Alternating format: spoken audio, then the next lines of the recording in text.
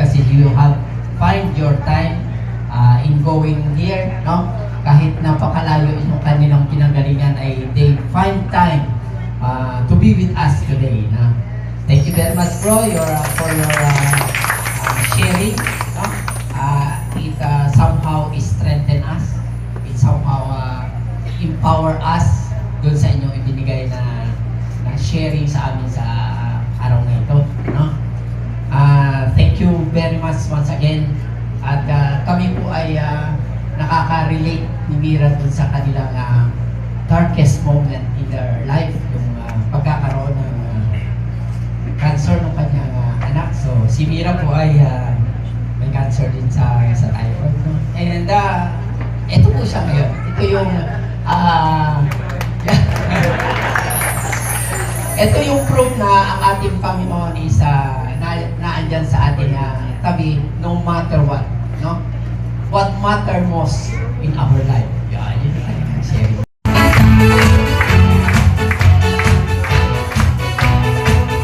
Go this program para check na kayo. And at the same time, we will. This is a workshop wherein we will try to discover who among you will be able to give this program. As you all know, we cannot go here every time, no? So kailangan medyo yung those who will be interested will be offered to give this talk, no? Kasi magiging basic formation program siya. So pag may nag-CLP na, dapat may marunong na magbigay sa inyo. Our youth, nag-apologize ako sa kanila. You know why? Because all these years, we have been competing with the time with the family. Tama? And ito sa reminder, lagi kong tinatanong ito, no? Sino po ang perfect attendance ng breakfast dito? Sino po sa inyo? Yung family day nyo, no? There's a manual to it in the Google Drive. Family Court Hub. Okay, ito na yung BCFR, no? I hope magawa nyo rin ito. Just recently, our last run was in Virac, Catanduanes. And what's so exciting about Virac, Catanduanes, kasi we did an experiment. Virac, Catanduanes is only just a mission. Okay? Not even an outreach, not even a chapter. But they were able to do it, a retreat of 9 families. And we managed to bring down the cost because of, rather than stay out, stay in, stay out sila kasi malalapit na. Promises, renewing our mission. Midlight naman ito. And BCMR4, a lifelong love of love, celebrating God's faithfulness and grandparenting course. Declaration, this is not part of the basic formation program. End of days, the end of the world. Yan, siguro mga 5 beses ko pinununod yung dyan. Parang curious lang ako what will happen pag nag-end na yung mundo. And in that dream, I saw myself with my family walking through the bushes. Hawak-hawak ko sila. And then we're nearing a golden gate. Very scenic yung lugar na yun. So parang wow, parang ano na to, end of days, patay na kami lahat, papasok na kami sa gates of heaven. And I saw a man in a white robe. Very clear yung dream nila, kaya lagi ko siya naalala. But I'm so excited and so happy, kasama ko yung pamilya ko. But on that gate, parang hinold kami ng mama, saying, one of your children is not with you. And then suddenly, parang nagkaroon ako ng nag-iba yung feeling ko, no? Na para kong pinawisan and kinabahan. No? And then parang pumasok yung thought na mukhang sa iba mapupunta yung isang ano ko. Wala naman siya dito, pero yun yung middle child ko na lagi ko napapagalitan. And then I paused and said, the man was gesturing, sige, go inside. Sabi ko, no, I'm not entering that gate without my child. And then sabi ko dun sa whoever he is, wherever my child is, can I replace myself with her? And then nagising na lang ako and I was crying at the edge of the kama. Tapos, na-relieve ako na it's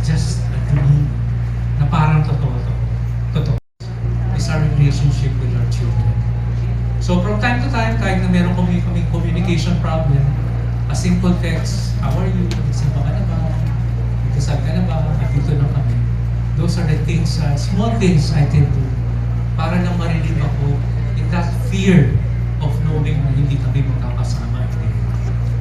Is to love our children in the best way we can and toil to raise them in a sanctuary they will call their home.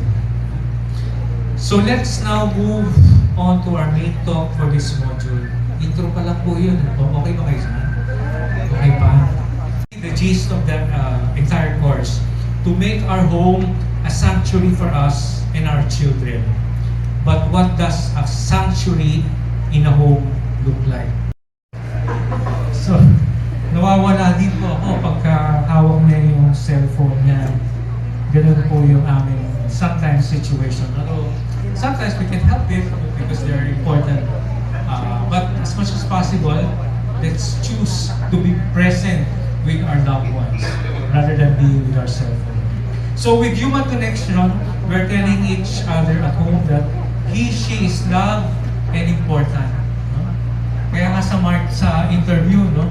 Kapag ini-interview mo, biglang tumingin sa cellphone, bagsak na kagad ito. Kasi na-lose na niya yung connection.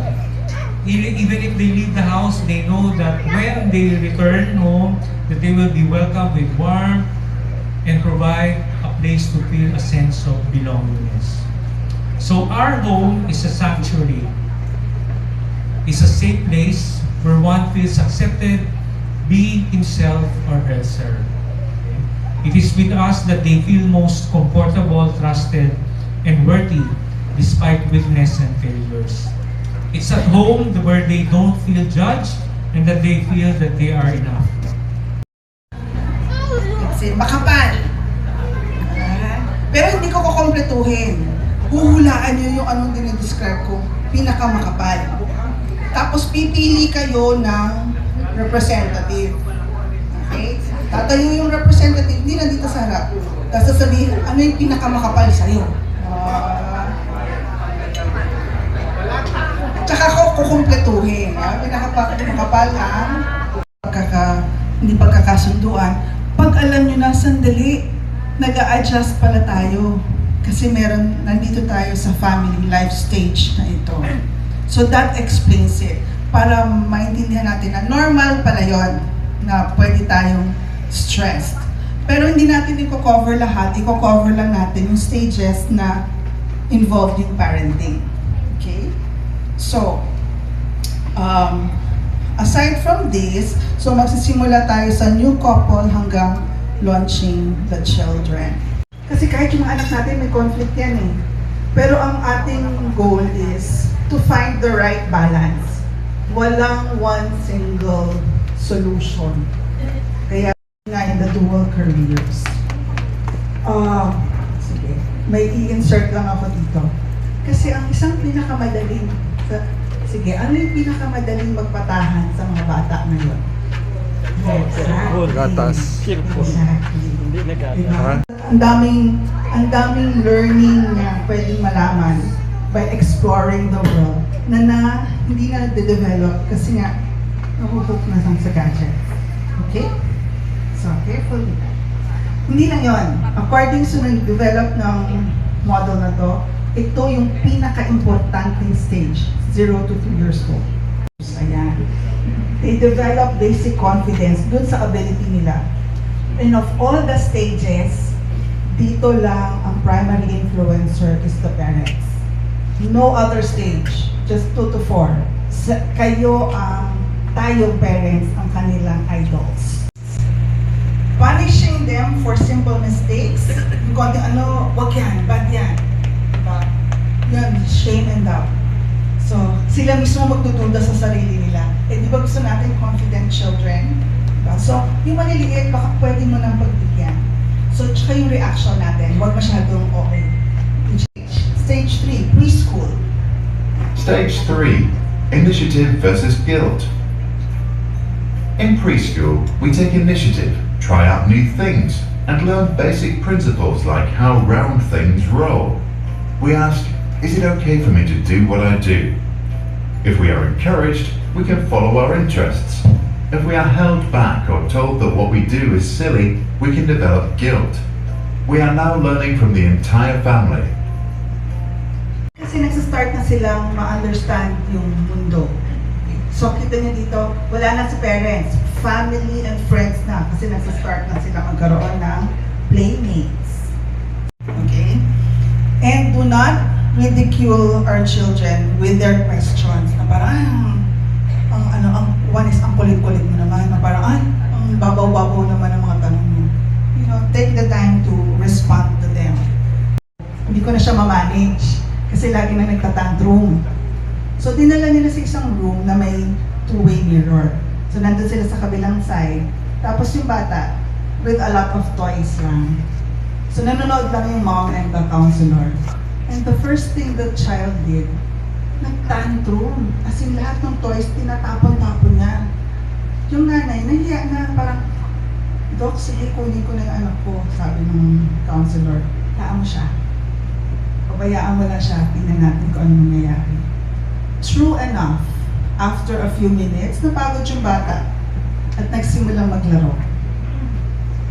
Given the right environment, mag-a-adjust ang anak natin.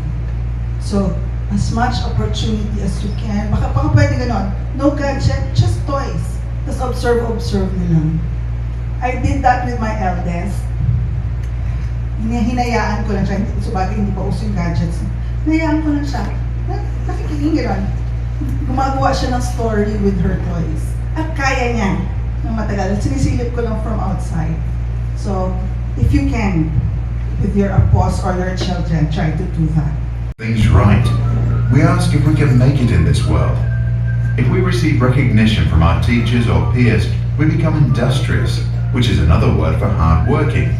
If we get too much negative feedback, we start to feel inferior and lose motivation. Our neighbors and schools now influence us the most. So, nako-compare ka na with others. So, yun yung ating binabalanse. Na dahil mas mataas yung grade niya kaysa sa grade ko, pwede siya mag-develop ng inferiority.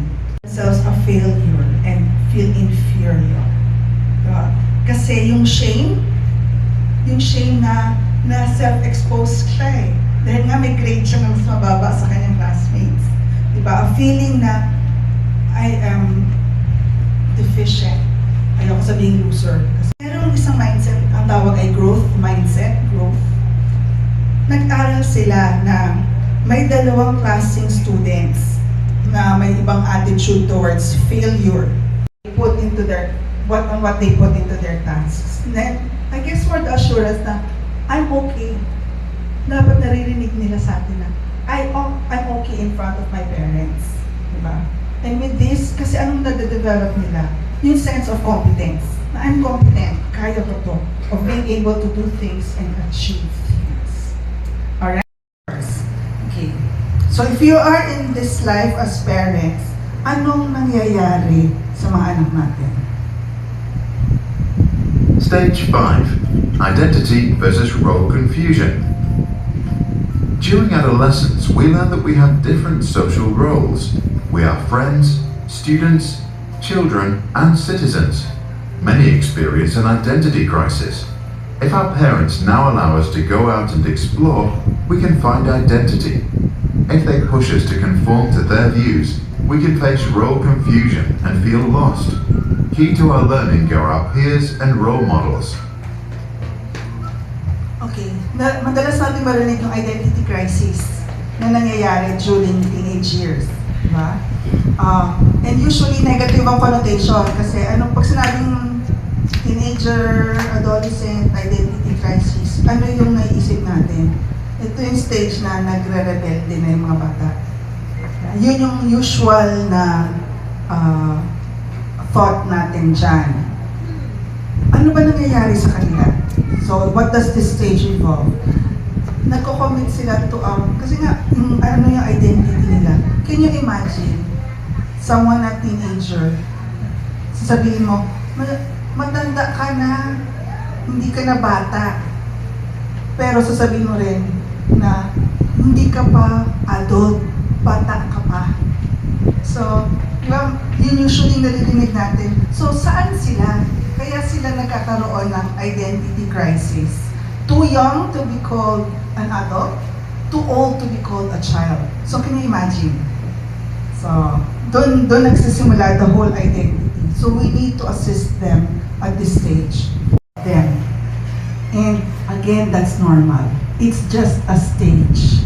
Huwag nung awayin yung anak nyo na mas priority is the barkada. Kasi normal siya for that stage. Ano yung hinahanap nila? Belongingness.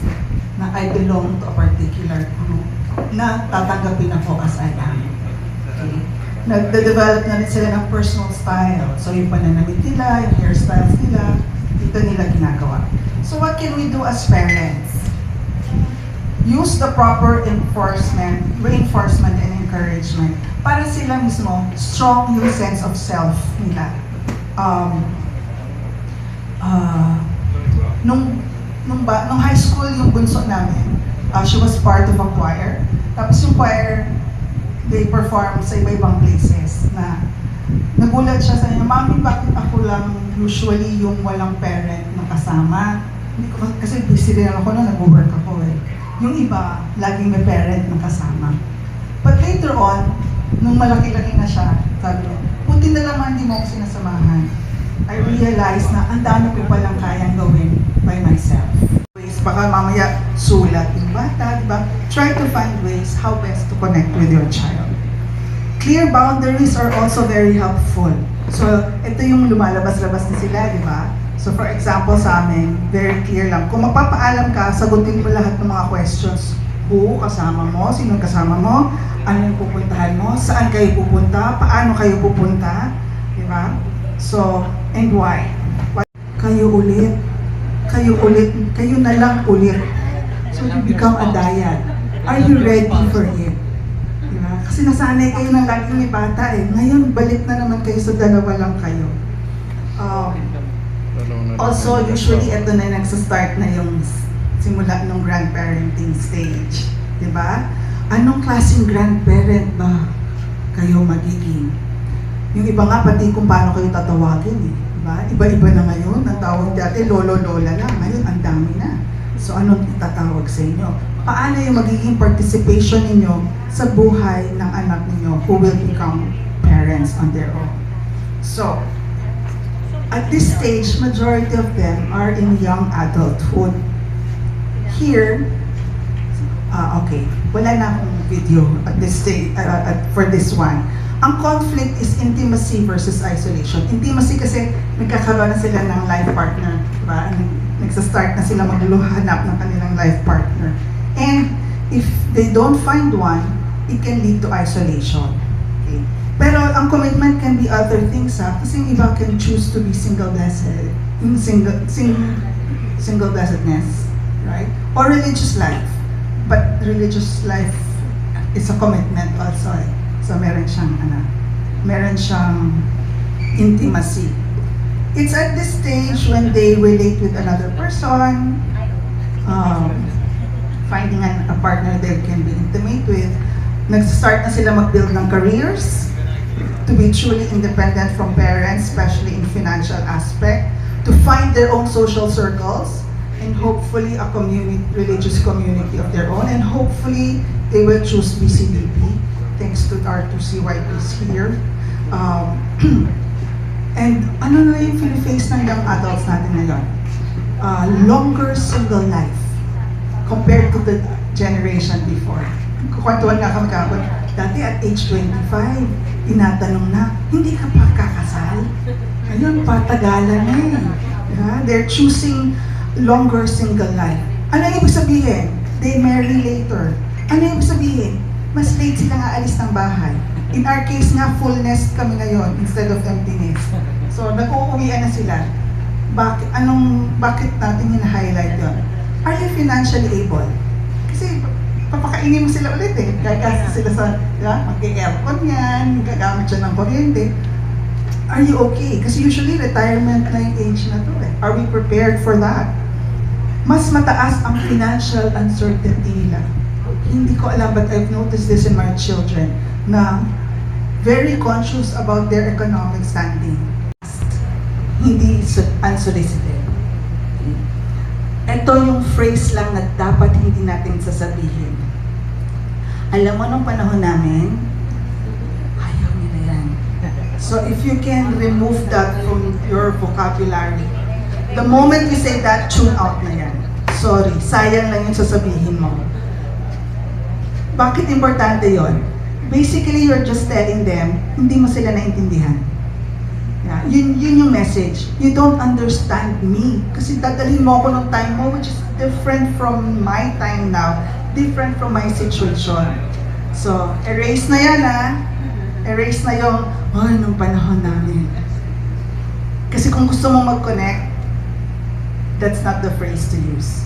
Obvious, cut agad yung connection. Okay? Be available when they need someone to listen or talk to. Walang nag-ghost. Diba? Keep communication open. So, make it known to them na, andito lang ako. You can talk to me anytime. So, be willing to let your adult child turn to you for comfort pag nagiging overwhelming na yung mga nagiging pangyayari sa kanila. Like with our eldest, namin niya, hindi ko na kaya yung condo on my own. Masyado lang mahal. Then come back home.